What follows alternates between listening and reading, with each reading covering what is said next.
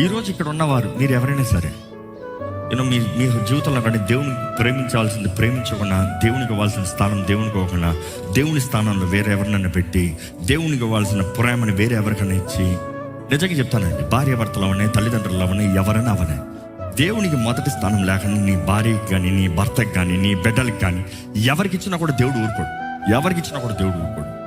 నువ్వు దేవుని కన్నా నీ బిడ్డలను ఎక్కువ ప్రేమించావా, దేవుడు ఊరుకోడు. No, he will not accept. దేవుడు మొదట ఆయన బట్టే నీకు అనుగ్రహించబడింది బహుమానం.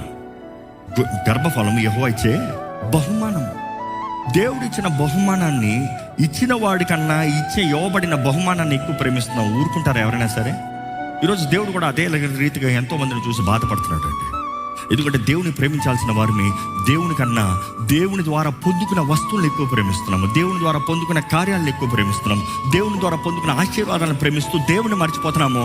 మరలా ఆ పొందుకున్న మేలే కీడుగా మాడినప్పుడు దేవుడు నాకు ఎందుకు ఈ అన్యాయం చేశాడు? దేవుడు అన్యాయస్తుడు కాదు. దేవుడు అన్యాయస్తుడు కాదు.